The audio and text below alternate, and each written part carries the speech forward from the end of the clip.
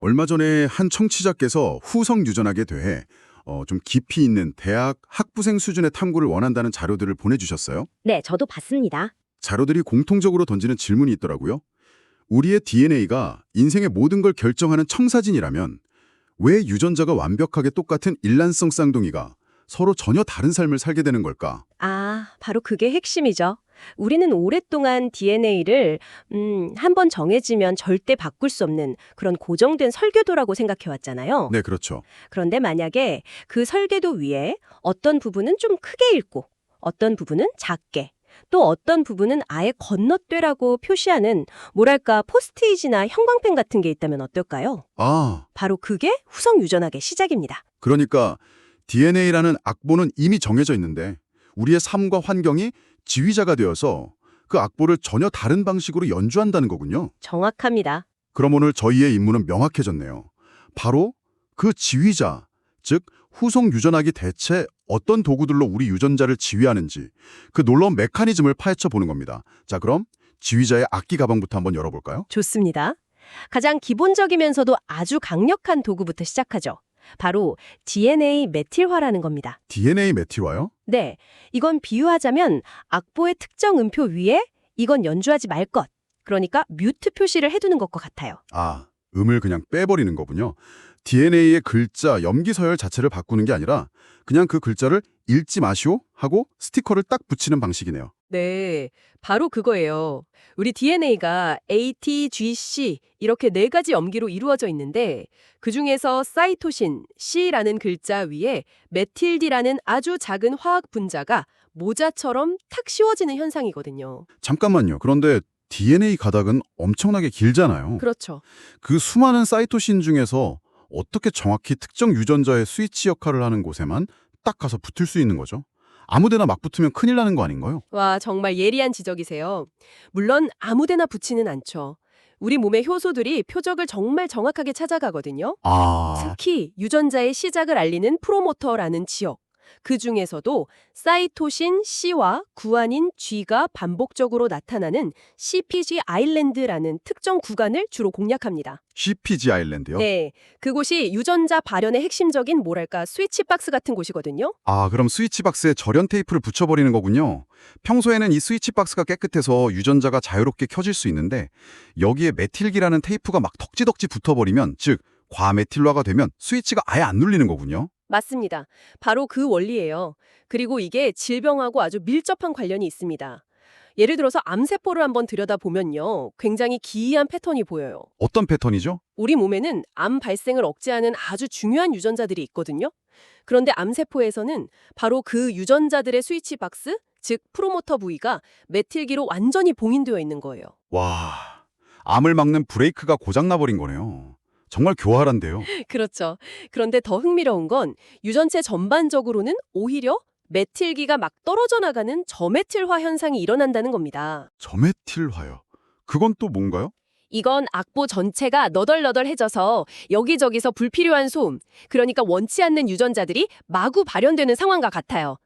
유전체 전체가 불안정해지면서 암이 더 기승을 부르게 되는 거죠. 알겠습니다.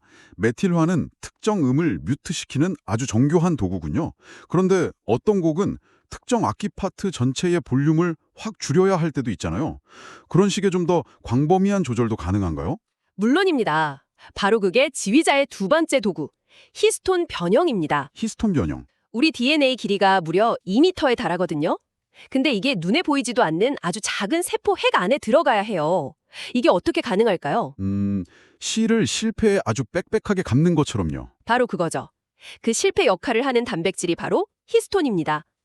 DNA는 이 히스톤 단백질의 실패처럼 빽빽하게 감겨 있는데 이 DNA와 히스톤 덩어리를 뉴클레오솜이라고 부르거든요. 들어봤어요. 뉴크레오솜. 그런데 이 실패 자체가 모양을 바꿀 수 있다면 어떨까요? 실을 꽉 감아서 접근을 막을 수도 있고 또 느슨하게 풀어서 아무나 실을 가져다 쓸 수 있게 할 수도 있겠죠. 히스톤 변형이라는 게 바로 그 실패를 조이거나 푸는 거군요. 유전 정보가 담긴 DNA 실타래에 접근할 수 있냐 없냐를 통째로 결정해버리는 거네요. 맞습니다. 히스톤 단백질에는 꼬리 같은 부분이 툭 튀어나와 있는데 여기에 아세틸디 같은 화학물질이 딱 붙으면 구조가 느슨해져요. 느슨해진다. 네, 이걸 진정염색질이라고 하는데 이 상태에선 DNA 실타래가 풀려 있으니까 유전자를 읽는 효소들이 쉽게 접근할 수 있는 거죠. 즉, 그 구역 전체의 볼륨이 커지는 겁니다. 가 꽉 조여지면서 그 부분의 유전자들은 그냥 통째로 침묵하게 되는 거겠네요. 그렇습니다. 그 상태는 이질 염색질이라고 부르고요. DNA가 아주 빽빽하게 응축돼 있어서 사실상 아무도 읽을 수 없는 창고 깊숙이 처박힌 책과 같다고 보시면 돼요. 아하. 우리가 노화 억제 유전자로 잘 아는 시르투인 있잖아요. 그게 바로 이 히스톤에서 아세틸기를 떼어내는, 그러니까 볼륨을 줄이는 역할을 하는 효소 중 하나입니다. 와, 그렇군요. 그럼 우리 몸의 세포들이 각자 다른 역할을 하는 것도 이걸로 설명이 되겠네요. 예를 들면 간세포는 피부세포 만드는 법이 적힌 악보 부분은 히스톤으로 꽁꽁 감아놓고 알부민 만드는 법이 적힌 부분만 느슨하게 풀어놓는 식으로요. 와, 완벽한 이해입니다. 모든 세포가 똑같은 전체 악보, 즉 DNA를 가지고 있지만 각자 자기 파트 악보만 볼 수 있도록 나머지 부분의 볼륨은 아예 0으로 줄여놓는 거죠. 이게 바로 세포 분화의 핵심 원리입니다. 자, 그럼 정리해보면 DNA 자체에 스티커를 붙이는 메틸화, 그리고 DNA가 감긴 실패를 조절하는 히스톤 변형이 있군요. 그런데 보내주신 자료 중에 제가 정말 놀랐던 부분이 있었어요. 단백질을 만들지도 않는 아주 작은 RNA 조각들이 이 모든 과정을 미세 조정한다는 내용이었는데요. 이건 대체 뭐죠? 네, 그게 바로 후성 유전학의 떠오르는 스타, 비암호화 RNA에 의한 조절입니다. 비암호화 RNA? 오랫동안 과학자들은 RNA를 그냥 DNA 정보를 단백질 공장으로 배달하는 단순한 메신저라고만 생각했거든요. 그런데 알고 보니까 단백질 설계도 없이 그냥 조절 기능만을 위해 존재하는 RNA들이 우리 몸에 엄청나게 많다는 사실이 밝혀진 거죠. 유령 같은 존재네요. 연주자는 아닌데 오케스트라 사이에 막 돌아다니면서 연주자들한테 조용히 쪽지를 건네는 지휘자의 어시스탄트 같은 느낌인데요. 아주 적절한 비유입니다. 대표적인 게 마이크로 RNA인데요. 이름처럼 정말 작아요. 염기 20개 남짓수로 이루어진 RNA 조각이거든요. 20개요? 정말 작네요. 네. 근데 이 작은 조각이 특정 메신저 RNA에 자석처럼 탁 달라붙어서 단백질이 만들어지는 걸 막아버리거나 아예 그 메신저 RNA를 잘라버립니다. 크기는 작은데 하는 일은 거의 암살자 수준이네요. 특정 유전자 발현을 아주 정밀하게 저격하는 거잖아요. 맞습니다. 메틸화나 히스톤 변형이 곡의 큰 흐름을 바꾸는 거라면 마이크로 RNA는 특정 연주자의 한음을 정말 섬세하게 조절하는 것과 같아요. 우리 몸 유전자 발현의 약 30%의 이 작은 RNA들이 관여하는 걸로 알려져 있으니까 그 영향력이 정말 어마어마하죠. 정말 놀랍습니다. 자, 그럼 이제 지휘자의 3가지 핵심 도구, 음소거 스티커, 파트별 볼륨 조절기, 그리고 정밀 타격 쪽지, 이 3가지에 대해 알아봤습니다. 이제 이 도구들이 실제 우리 삶이라는 연주회에서 어떻게 사용되는지 구체적인 사례들을 통해 확인해보죠. 서두에 던졌던 질문, 일란성 쌍둥이의 미스터리로 다시 돌아봐 볼까요? 네, 일란성 쌍둥이는 후성 유전학이 왜 중요한지를 보여주는 가장 극적인 증거라고 할 수 있습니다.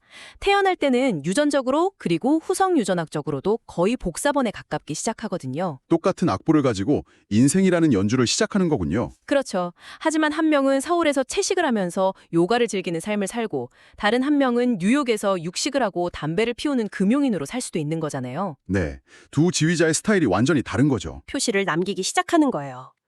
뉴욕에 사는 쌍둥이의 특정 유전자에는 음소거, 메틸라 스티커가 더 많이 붙고 서울 사는 쌍둥이는 다른 유전자의 볼륨이 히스톤 변형을 통해 더 커질 수 있는 거죠. 그런 작은 차이들이 수십 년간 쌓이고 쌓여서 결국 한 명은 50대에 당뇨병에 걸리고 다른 한 명은 70대에도 건강한 완전히 다른 연주 결과를 만들어내는 거군요. 맞습니다.